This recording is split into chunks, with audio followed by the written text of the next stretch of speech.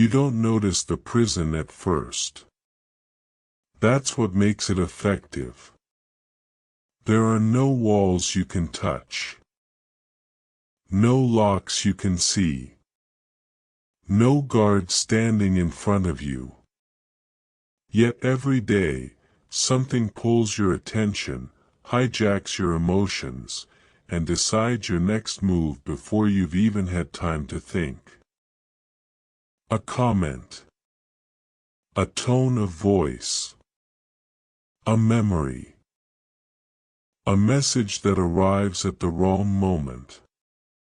And just like that, your mood shifts. Your body tightens. Your thoughts scatter. You react. Most people believe this is normal. They call it being human. They call it passion. They call it honesty. But the Stoics saw it differently. They saw reaction as the first form of slavery. Because the moment something outside of you controls how you feel, how you speak, how you act, you are no longer free. You are being moved. And the tragedy is this: the world is full of people who believe they are making choices, when in reality, they are just responding to pressure. Reaction feels natural because it's fast. It feels powerful because it's loud. It feels justified because it's emotional. But speed is not strength. Noise is not power. And emotion is not truth. Reaction is instinct unchecked. It is the mind on autopilot. It is the past reaching into the present and deciding for you. Most people never question it. They wake up already reacting, to deadlines, to expectations, to memories of yesterday and fears of tomorrow. They scroll, and their mood shifts. They speak, and regret follows. They respond, and the damage is already done. Then they wonder why life feels exhausting. The invisible prison tightens not through force, but through repetition. React long enough, and it becomes identity. I'm just an angry person. I'm sensitive. That's just how I am. But that's not who you are. That's what you've been conditioned to be. Reaction is learned. And anything learned can be unlearned. The Stoics understood something modern life tries to hide. Not every stimulus deserves a response. Not every emotion deserves obedience. Not every thought deserves belief. Yet today, we are encouraged to do the opposite. React immediately. Speak instantly. Feel everything intensely. If you don't, you're told you're weak, cold, detached. But look closely at the people who react the most. They are always tired, always offended, always fighting invisible wars. They don't control their days control them. A single insult can ruin hours. A single setback can hijack weeks. A single emotional moment can alter the direction of their lives. That is not freedom. That is dependence. Reaction hands your internal state to external forces. It gives strangers authority over your peace. It allows circumstances to dictate your character. And once that habit is formed, it becomes self-reinforcing. You react, then justify the reaction. You justify it, then repeat it. You repeat it, then defend it as personality. Over time, the gap between stimulus and response disappears. There is no pause. No space. No choice. Only impulse. This is the prison. And it is invisible because it feels familiar. But familiarity does not mean safety. It often means surrender. The Stoics warned against this long before screens, notifications, and outrage cycles existed. They knew that the greatest threat to a person's freedom was not tyranny, it was the inability to govern oneself. Because if you cannot control your reaction, someone else will. The world does not need to dominate you physically when it can move you emotionally. That is the quiet genius of chaos. It doesn't break you. It uses you. Every time you react without awareness, you reinforce a pattern. Every time you speak from emotion, you surrender authority. Every time you let anger decide your actions, you weaken your position. Reaction feels relieving in the moment, but costly in the long run. It trades long-term power for short-term expression. And the cost is always higher than it seems. Relationships fracture. Opportunities vanish. Respect erodes. Not because you lacked intelligence or effort, but because you lacked restraint. The Stoic path begins with a hard realization: your life is shaped less by what happens to you, and more by how you respond to what happens. Reaction removes that choice. Response restores it. But before you can respond, you must first see the cage. You must notice how often your emotions are pulled by forces you did not choose. How easily your peace is disrupted. How quickly your focus is stolen. This is not an accusation. It is an awakening. Because the moment you see the pattern, it starts to lose its grip. You begin to realize something unsettling and empowering. The world is loud because it wants your reaction. People provoke because they want your reaction. Circumstances pressure because they expect your reaction. Reaction feeds the system. Silence starves it. And this is where everything begins to change. Not with aggression. Not with dominance. But with awareness. The realization that you don't have to move just because something pushes you. You don't have to speak just because you feel something. You don't have to act just because you're triggered. There is another way to live. A way rooted in control, not chaos. In choice, not compulsion. In strength that doesn't announce itself. But to reach it, you must first accept the truth most people avoid: you are not as free as you think, until you stop reacting. And in the next moment, we confront the uncomfortable question: who benefits when you never do? Once you see the prison, another truth emerges, one far more uncomfortable. Your reactions are not just personal flaws. They are profitable. The world you live in is not neutral toward your emotions. It is engineered around them.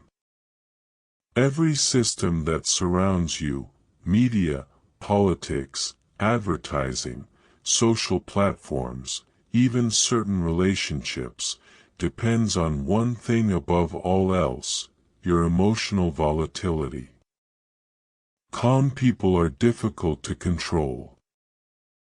Reactive people are easy to steer. This is not conspiracy. It is structure. Outrage keeps you engaged. Fear keeps you compliant. Validation keeps you addicted. And reaction keeps you predictable. Notice how rarely calm is encouraged. Notice how silence is framed as weakness. Notice how restraint is mistaken for indifference. The louder the emotion, the higher the engagement. The stronger the reaction, the deeper the hook. You are not being informed, you are being stimulated. Because a person in emotional chaos doesn't pause to question. They don't reflect. They don't choose. They react. And reaction is currency. Anger keeps eyes glued. Anxiety keeps minds scrolling. Offense keeps arguments alive. The modern world does not reward clarity, it rewards intensity. That's why the calm individual feels out of place. Why restraint feels unnatural. Why silence feels uncomfortable. You are swimming against a current designed to exhaust you. And it works because it feels personal. You think you're reacting because you care. Because you're passionate. Because you're informed. But step back. Look at how often your emotions are triggered by events that have no direct impact on your life, yet consume your energy completely. Arguments you'll never resolve. Outrage cycles that reset every morning. Conflicts designed to keep you emotionally invested, but powerless. Your anger does nothing, except keep you engaged.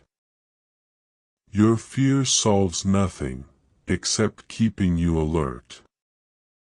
Your reaction changes nothing, except your inner state. And that is the transaction. You give your peace. The system gains your attention. Even in personal relationships, this dynamic repeats. People learn your triggers. They learn what provokes you. They learn how to pull emotion out of you. Not always maliciously. Often unconsciously. But the result is the same. The person who reacts is the person who gets moved. Arguments escalate not because the issue is important, but because someone needs a reaction to feel powerful. Manipulation thrives where emotion overrides restraint. The Stoics understood this long before algorithms and headlines. They observed that people who cannot govern their emotions become tools, useful, but never free. That's why they emphasized emotional discipline not as suppression, but as sovereignty. If someone can make you angry on command, they control you. If circumstances can steal your calm instantly, they own you. And ownership doesn't always look like chains.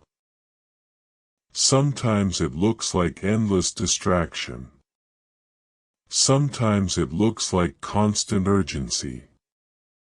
Sometimes it looks like being informed but never at peace. Reaction keeps you busy, not effective. Loud, not powerful. Involved, but not in control. Ask yourself this quietly: how many of your reactions actually improved your life? How many strengthened your position? How many brought clarity rather than regret? Most reactions feel justified in the moment, and foolish in hindsight. That gap is where power is lost. The world profits from closing that gap, from eliminating the pause entirely. Instant replies. Instant outrage. Instant judgment. No reflection. No restraint. No distance. Because distance breeds independence. And independence is dangerous to any system that relies on compliance. A calm mind does not rush to outrage. A disciplined mind does not chase validation. A grounded mind cannot be easily manipulated. That is why calm is subtly discouraged. It doesn't sell. It doesn't shout. It doesn't react on cue. So instead, you are trained to live in a permanent state of emotional readiness, always alert, always triggered, always responding. And the cost is cumulative. Mental fatigue. Emotional burnout. A constant sense of pressure with no release. Not because life is unbearable, but because you are never still long enough to regain control. This is the hidden tax of reaction. You pay it daily, in energy and clarity, without realizing where it's going. The Stoic alternative is radical in its simplicity: withdraw your reactions. Not from life, but from chaos. Not from responsibility, but from manipulation. When you stop reacting, you disrupt the exchange. The system expects outrage. You give silence. It expects fear. You give composure. It expects immediacy. You give pause. And suddenly, the leverage shifts. Because the person who does not react cannot be easily moved. And the person who cannot be moved must be dealt with differently. This is why unreactive people are respected, even by those who dislike them. They are not predictable. They are not pullable. They are not owned. And this brings us to the most difficult truth yet: the world does not punish you for being calm, it simply cannot use you the same way. Which is why the pressure to react never stops. But the moment you see that pressure for what it is, you regain something priceless: choice. And once choice returns, the real battle begins, not with the world, but with the ego that still wants to react anyway. If the world profits from your reaction, the ego depends on it. This is the layer most people never confront, because it's uncomfortable, and because it feels personal. Reaction is not only external pressure. It is internal craving. The ego feeds on noise. It needs expression to feel real. It needs validation to feel safe. It needs reaction to feel powerful. That's why silence feels threatening. When you don't react, the ego feels erased. When you don't defend yourself, it feels exposed.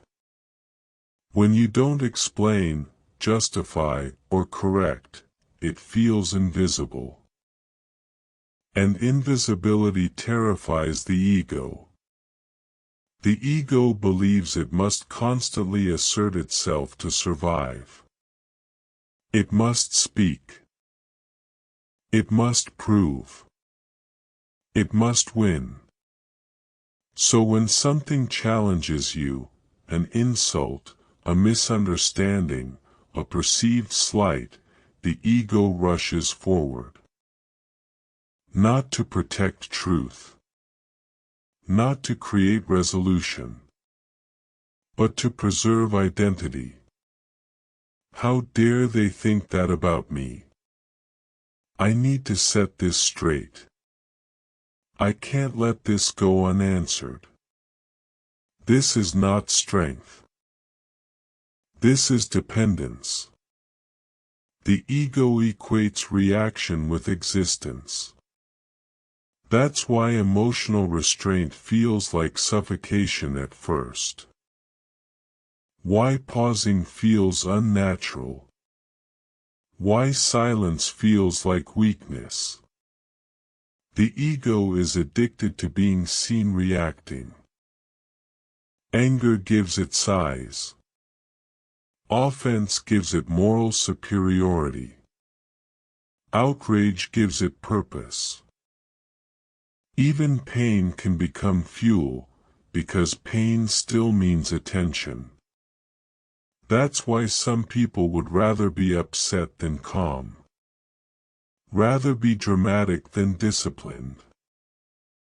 Rather be reactive than invisible. Because calm offers no applause. The Stoics saw this clearly. They understood that most emotional reactions are not responses to reality, they are defenses of self-image. You're not angry because something happened. You're angry because it challenged how you see yourself. You're not offended because words were spoken. You're offended because identity felt threatened. The ego reacts not to events, but to interpretations. And interpretations are shaped by insecurity. This is why two people can experience the same situation, and only one loses control. The difference is not circumstance. It is attachment. The ego clings to outcomes. To respect. To being right. To being admired. When those attachments are threatened, reaction feels mandatory. But notice what happens after the reaction. The momentary relief fades. The tension remains. And often, regret follows. You spoke too soon. You revealed too much. You gave away leverage. The ego doesn't care. It got what it wanted, expression. Long-term consequences are irrelevant to an identity addicted to immediacy. This is why people sabotage themselves emotionally while believing they are standing up for themselves. They confuse impulse with courage. They confuse volume with confidence. They confuse reaction with authenticity. But true authenticity does not need to announce itself. The strongest people in history were not loud. They were measured. They understood that not every emotion deserves expression, and not every thought deserves air. The ego resists this truth because restraint feels like loss. Loss of attention. Loss of validation. Loss of perceived control. But what is actually being lost is illusion. The illusion that reacting gives you power. In reality, reaction gives power away. Every time you react emotionally, you reveal your triggers. Every time you defend impulsively, you expose insecurity. Every time you lash out, you surrender the upper ground. Silence, on the other hand, reveals nothing. It denies the ego its fix, and that withdrawal feels painful. Like any addiction, the first phase is discomfort. The mind becomes restless. The urge to respond grows louder.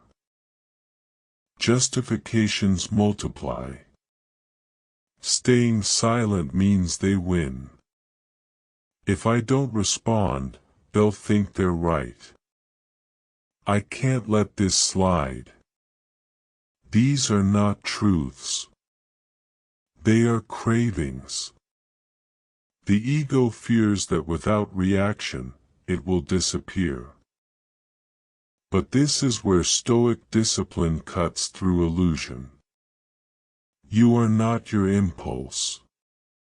You are not your emotion. You are not your immediate thought.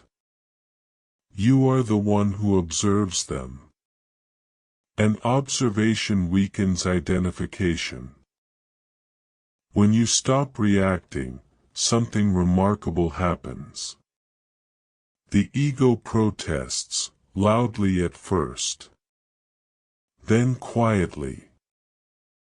Then not at all. Because it begins to realize it no longer runs the system. This is why unreactive people feel intimidating. They cannot be baited. They cannot be pulled into emotional games. They do not fight for validation. Their silence forces others to confront themselves. And that is deeply unsettling. The ego wants noise because noise keeps it alive. Calm threatens it because calm exposes how unnecessary it is. This is the moment of internal conflict every disciplined mind must face. Do you want to feel powerful, or be powerful? Feeling powerful comes from reaction. Being powerful comes from restraint. The ego chooses the first. The Stoic chooses the second. Not because it is easy, but because it is real. And once the ego's addiction is exposed, you begin to understand why the pause feels so difficult, and why it is the most important skill you will ever build. Because in that pause, the ego loses its grip, and real power finally has room to emerge. There is a moment so small most people never notice it. It doesn't announce itself. It doesn't demand attention. Yet everything changes inside it. Between what happens to you and what you do next, there is a space. A narrow gap. A breath. A fraction of a second. This is the moment of pause. And it is here, not in force, not in words, not in reaction, that real power is born. Most people live as if this space does not exist. Something happens, and they move. A feeling rises, and they speak. An emotion strikes, and they obey. Stimulus becomes action without resistance. That is not living. That is reflex. The Stoics understood that freedom does not come from controlling events, it comes from controlling this space. Because while you cannot choose what strikes you, you can choose what you become in response. The pause is not hesitation. It is command. It is the moment you reclaim authorship of your behavior. At first, the pause feels uncomfortable, almost threatening. Your body wants release. Your ego wants expression. Your mind demands immediacy.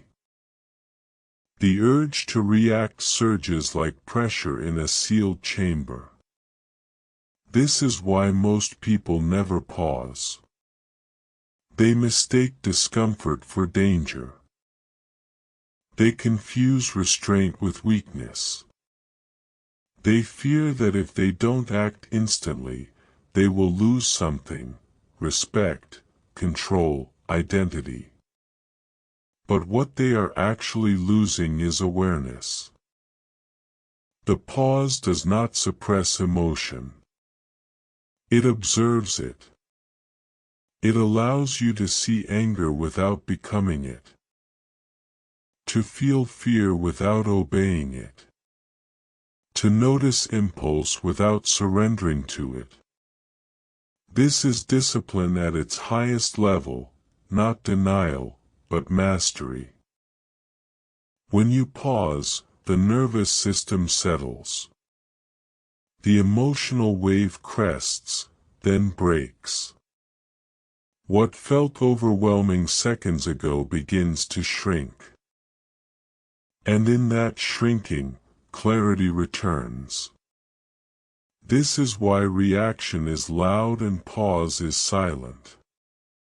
Reaction belongs to the animal mind.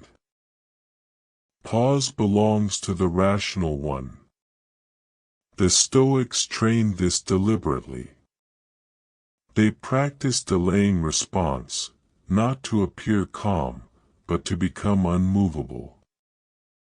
Because the person who can hold still under pressure is the person who controls the situation. Consider this: two people are provoked. One reacts immediately, voice raised, posture rigid, emotions exposed.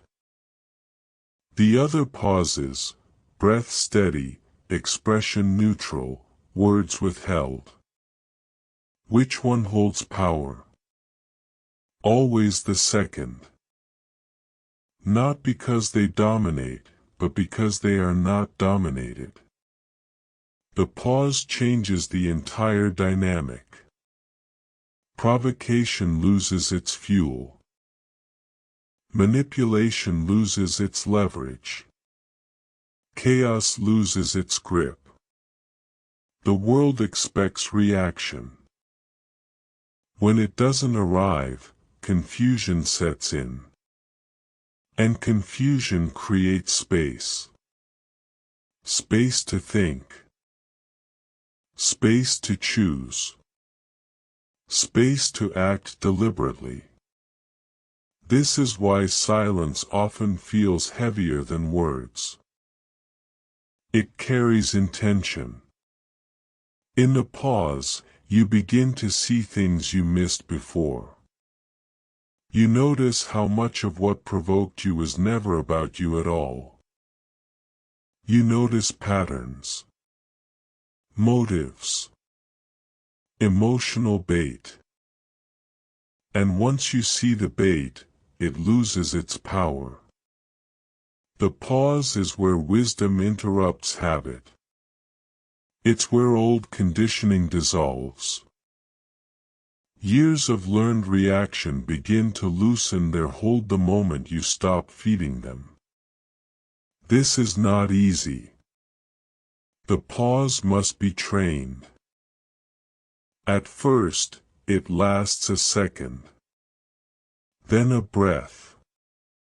Then a moment long enough to decide. Each time you pause, you strengthen it. Each time you resist the urge to react, you carve a deeper groove of control. Over time, reaction stops feeling automatic. It becomes optional. And that is the turning point. Because the moment reaction becomes optional, you are no longer at the mercy of circumstances. You begin to act from principle rather than impulse. You stop chasing emotional relief and start choosing long-term strength. This is why Stoic calm feels different from apathy. Apathy avoids.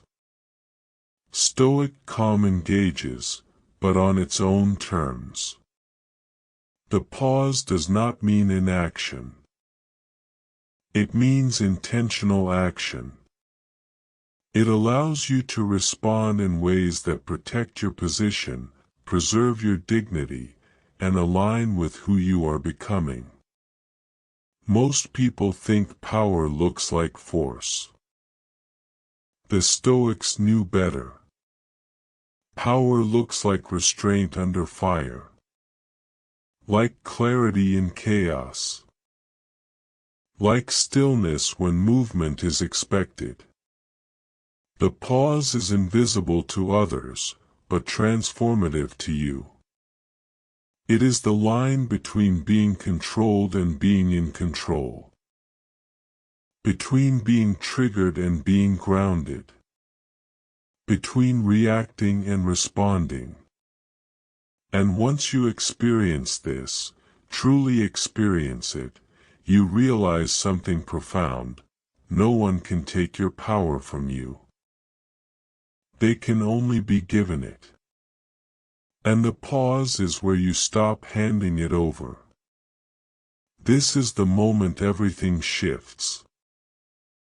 Not because the world becomes quieter, but because you do. And from that silence, a different kind of strength begins to speak. At first, nothing dramatic happens. There is no announcement. No applause. No sudden shift in the world's behavior. What changes first is quieter than expectation. You do not feel weaker, you feel unfamiliar. Because when you stop reacting, you stop feeding patterns that once defined you. And the absence of reaction creates space where chaos used to live. The first thing that changes is inside. Your emotions no longer spike as violently. Anger still appears, but it no longer commands.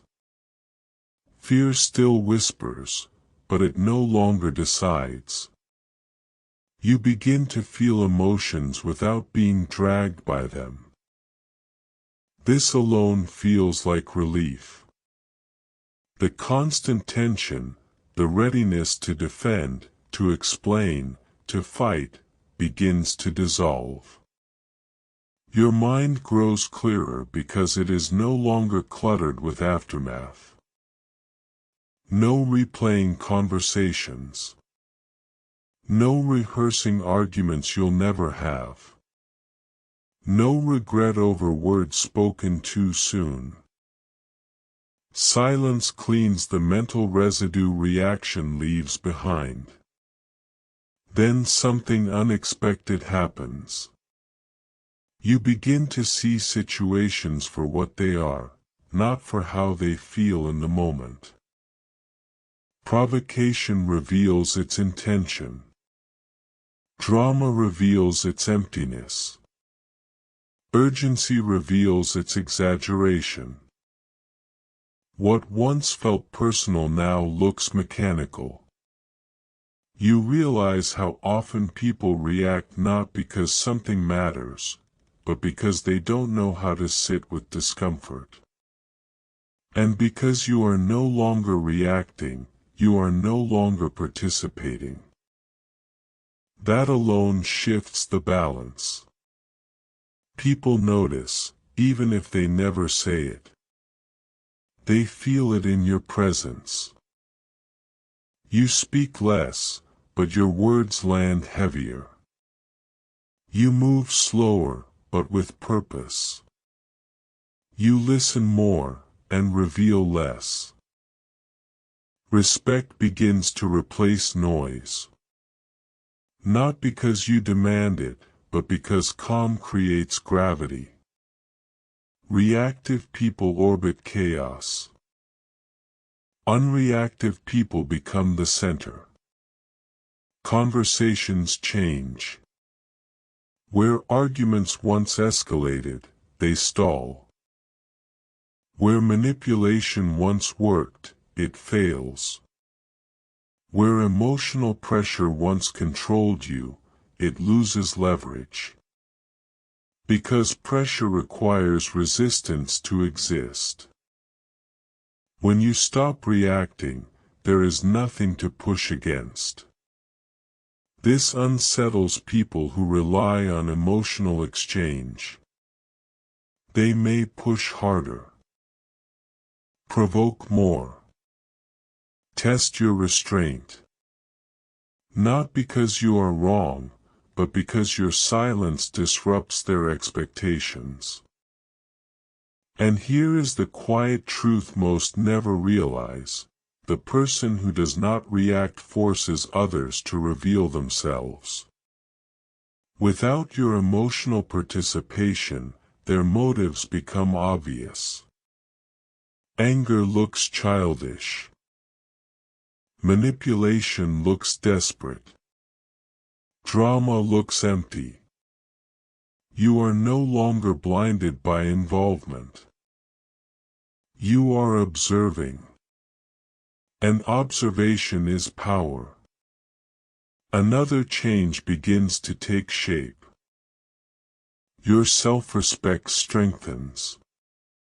Not the loud kind that demands recognition, but the grounded kind that doesn't need it. Each time you pause instead of react, you prove something to yourself: that you are capable of restraint. That you are not ruled by impulse. That you can be trusted with pressure. Confidence grows quietly from this. Not confidence in outcomes, but confidence in your ability to handle whatever comes. You stop fearing provocation because you know you won't lose yourself inside it. And this changes how you move through the world. You become selective.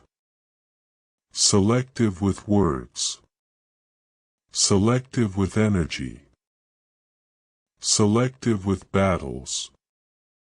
You no longer feel the need to correct everyone, explain everything, or respond to every challenge. Because you understand something essential: not everything requires your participation to resolve itself. Most conflicts collapse when ignored. Most egos exhaust themselves when not fed. Most chaos burns out when starved of reaction. This is not avoidance. It is strategic restraint. And the external world responds to it. People treat you differently. Not because you intimidate, but because you are unpredictable in a world addicted to reaction. They don't know how to pull you. They don't know what triggers you. They don't know where your buttons are. Because you stopped putting them on display. This creates distance, but also respect. Those who thrived on chaos drift away. Those who value stability draw closer. Your circle changes. Your standards sharpen. You begin to recognize emotional discipline in others, and emotional volatility becomes impossible to ignore. Most importantly, you reclaim something you didn't realize you lost: time. Time once wasted on reaction. Energy once drained by emotion. Focus once fractured by noise. All of it returns to you. And with it comes a deeper understanding. When you stop reacting, you stop living in fragments. Your actions align. Your words carry weight. Your presence becomes deliberate. Life feels slower, not because nothing happens, but because you are no longer being rushed through it. This is the transformation reaction never allows. Not dominance. Not control over others. But command over yourself. And that is why calm feels powerful. Because nothing external has to change for everything internal to finally fall into place. Yet this shift comes with a cost, one the world rarely prepares you for. Because when you stop reacting, you stop fitting in. And that is where the next phase begins. There is a phase that comes after restraint. After clarity. After the initial strength of not reacting. Almost no one warns you about it. Because it doesn't feel like victory. It feels like distance. When you stop reacting, you don't just change how you move through the world. You change how the world moves around you. And not everyone adjusts. Some people were never connected to you, they were connected to your reactions. To your availability. To your emotional labor. To your predictability. When that disappears, so do they. Conversations grow shorter. Invitations become fewer. Silence stretches where noise once lived. Not because you did something wrong, but because you stopped playing a role. This is the lonely phase. The stage where emotional mastery costs you familiarity. You are no longer the one who explodes, explains, rescues, or reacts. And without those patterns, certain relationships lose their structure. People sense the change even if they can't name it. They say things like, "You're different. You're quiet lately. You've changed." What they often mean is, "You no longer respond the way I expect." And expectation is the foundation of emotional dependence. When you stop reacting, you break unspoken agreements. Agreements that said you would always engage. Always reassure.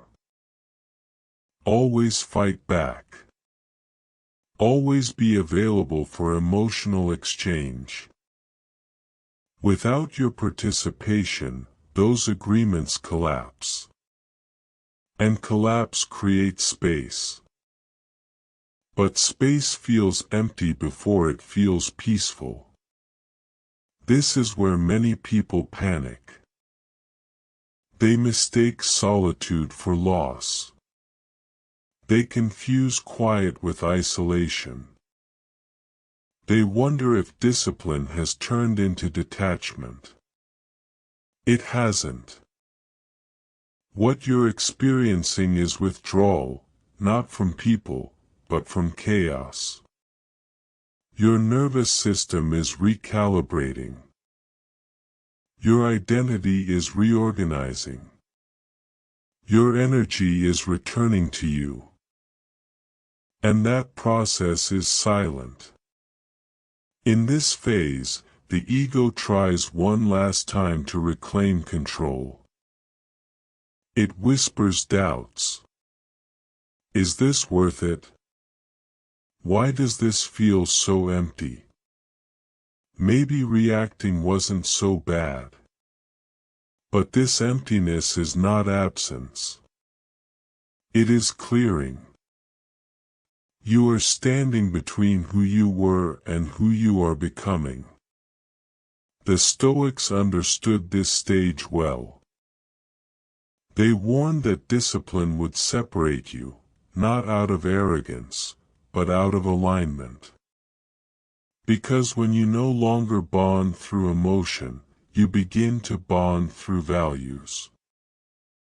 And values are rarer than reactions. This is why the lonely phase sharpens you. You start to see who thrived on your instability, who depended on your volatility, who only connected through drama. And you also begin to notice something else, how rarely people are comfortable with silence. How quickly they fill it. How anxious they become without emotional exchange. You are no longer like that. You can sit in stillness. You can leave things unresolved. You can let others feel uncomfortable without rushing to fix it. This ability feels unnatural to those who haven't developed it. Some will label it cold. Others will call it distant. A few will feel threatened by it. But a small number will recognize it. They will feel calmer around you. More grounded. More honest. These are the connections that survive restraint. Not many, but real. During this phase, your world becomes smaller, but stronger. You lose noise. You gain clarity. You lose emotional dependence. You gain self-respect. And slowly, solitude stops feeling like punishment. It begins to feel like protection. You realize how much energy you used to spend managing reactions, yours and others. How much time was lost soothing egos, resolving unnecessary conflicts, recovering from emotional decisions. Now that energy stays with you. And with it comes depth. You think more clearly. You observe more honestly. You act less, but more effectively. This is where discipline matures. Not as hardness, but as quiet strength. The lonely phase is not permanent. But it is necessary. It burns away what cannot follow you forward. It reveals who you are without reaction as currency. And once you pass through it, something changes again. Silence no longer feels heavy. It feels stable. You no longer crave emotional exchange. You choose it deliberately. You are no longer afraid of being misunderstood. You are more afraid of betraying your own restraint. This is the price of calm. And it is worth paying. Because on the other side of loneliness is a kind of peace that does not depend on anyone else's behavior. And from that peace, a disciplined life finally takes shape. Calm is not an attitude. It is not a personality trait. And it is not something you have once and keep forever. Calm is trained. Every day, in small, quiet moments that no one applauds. This is where most people misunderstand Stoicism. They imagine emotional control as something reserved for extreme situations, crises, confrontations, moments of visible pressure. But the unreactive mind is not built in emergencies. It is built in the ordinary. In the pause before replying. In the breath before speaking. In the restraint practiced when no one is watching. Daily life is the training ground. Each irritation is a weight. Each urge to respond is resistance. Each moment of silence is repetition. And like any discipline, it grows through consistency. You don't begin by conquering anger. You begin by noticing it. You feel the rise, the tightening, the internal pull toward expression. And instead of acting, you stay. You let the sensation exist without obeying it. This is not passivity. It is endurance. The ability to hold emotional discomfort without needing release. At first, this feels unnatural. Your body expects action. Your mind demands justification. Your ego looks for an opening. But if you remain still, something subtle happens. The emotion peaks, and then fades. Not because it was resolved, but because it was not fed. This is how the unreactive mind is built. Not through suppression, but through starvation. Every reaction you deny weakens the habit. Every pause you hold strengthens your control. Over time, you begin to trust yourself under pressure. You stop fearing your own emotions. You stop rushing to escape discomfort. And this changes how you see challenges. Provocation becomes practice. Delay becomes discipline. Silence becomes structure. You no longer ask, "How do I feel about this?" You ask, "How do I want to move?" That shift is everything. Training the unreactive mind also means choosing when not to engage. Not every message deserves a reply. Not every opinion deserves correction. Not every misunderstanding deserves clarification. You learn to let things remain unresolved. This is difficult at first. The mind wants closure. The ego wants certainty. Emotion wants expression. But restraint teaches patience. You begin to see how often resolution happens without your involvement. How many conflicts dissolve on their own. How many provocations lose momentum when ignored? How many people reveal their intentions when you don't interrupt them with reaction? The unreactive mind watches. It gathers information. It waits for alignment. It acts only when action matters. This is why Stoic action looks slow, but lands decisively. Another part of daily training is learning to disappoint people. Not through cruelty, but through boundaries. When you stop reacting, you stop performing emotional labor.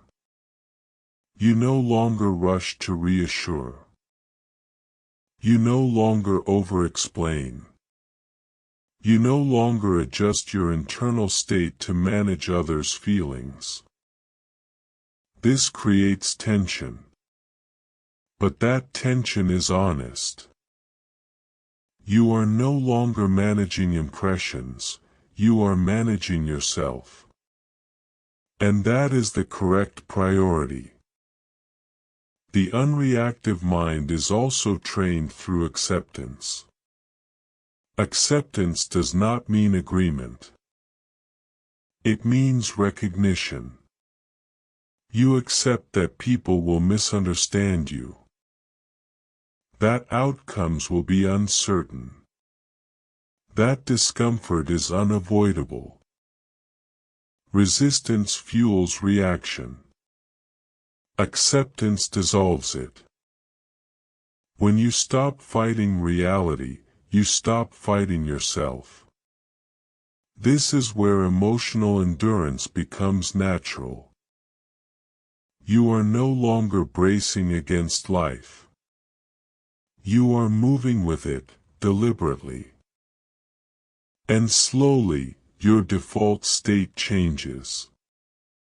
You are not calm because you force it. You are calm because nothing inside you is rushing. Your speech becomes measured. Your decisions become cleaner. Your energy becomes contained.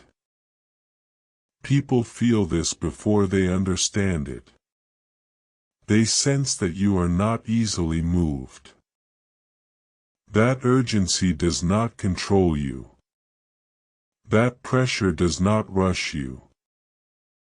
And this presence is the byproduct of training, not talent. Every day you choose restraint, you vote for the person you are becoming. A person who does not waste energy on noise. A person who does not confuse motion with progress. A person who does not hand power to impulse. This training never ends. And that is its strength. Because life will always test you. Always provoke. Always pressure. But the unreactive mind does not seek peace by avoiding the world. It carries peace into the world, and remains intact. And once this discipline becomes part of you, there is nothing dramatic left to prove. Your life begins to speak for itself. Which brings us to the final realization. Because when calm becomes instinct, it stops being a technique, and becomes a quiet form of rebellion. By the time you reach this point, something inside you has shifted. Not loudly. Not dramatically. Quietly. You no longer feel the same urgency to respond. The same pull to explain. The same need to be seen reacting. The world is still loud, but you are not. And this is where the final realization settles in. Calm, in a reactive world, is rebellion. Not the kind that shouts. Not the kind that provokes. The kind that refuses to be controlled. Most people think rebellion looks like defiance, anger against authority, noise against silence, force against force. But the Stoics understood a deeper truth. The most radical act is not to fight chaos, but to remain unshaken by it. Because chaos feeds on participation. It needs outrage to survive. It needs fear to spread. It needs reaction to justify itself. When you withdraw your reaction, you withdraw its oxygen. And suddenly, you are no longer useful to it. You don't argue endlessly. You don't chase validation. You don't allow urgency to rush your judgment. You choose when to speak. You choose when to act. You choose when to remain still. That choice is freedom. And freedom does not need permission.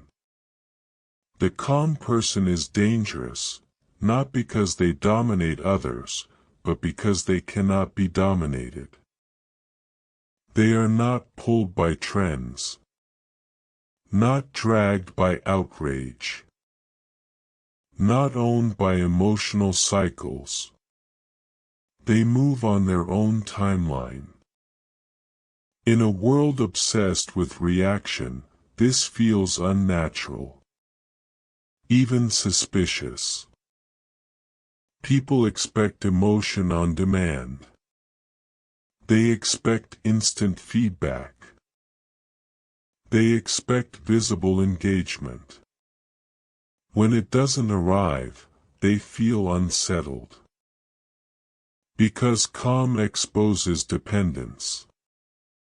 It shows how much of modern life runs on impulse. How much power is surrendered unconsciously. How little space most people have between feeling and action. Your calm holds a mirror. And not everyone likes what it reflects.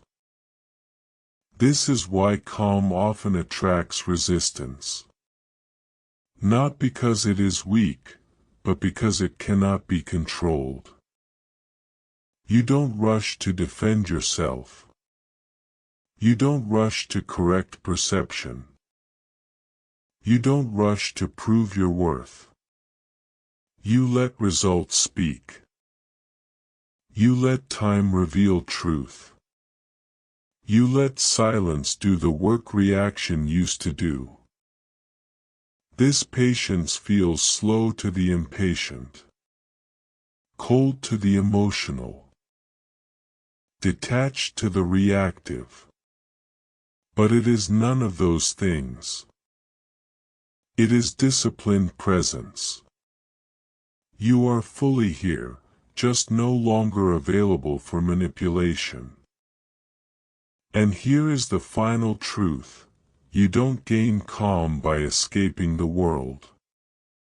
You gain it by mastering yourself within it. Life will still provoke. People will still test.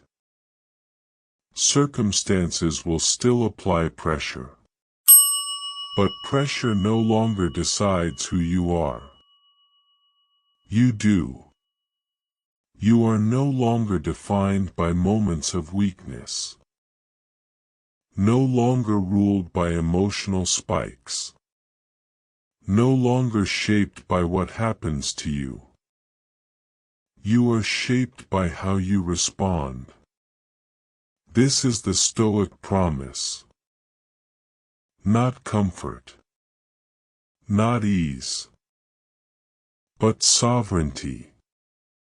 The kind that doesn't need applause. The kind that doesn't seek control over others. The kind that remains intact no matter what the world throws at it. Calm becomes your standard. Not because life is gentle, but because you are no longer fragile. You don't need to win every exchange. You don't need to be understood by everyone. You don't need to react to feel alive. You are alive because you are present. And presence is power. So when the world pushes for reaction, you pause. When chaos demands noise, you offer silence. When emotion begs for control, you choose restraint. Not to appear strong, but because you are. This is not withdrawal. It is command. This is not indifference. It is discipline. This is not passivity. It is mastery. In a world that reacts, you respond. And that response, calm, deliberate, unshaken, is your quiet rebellion. This is the Stoic response, and calm is your rebellion.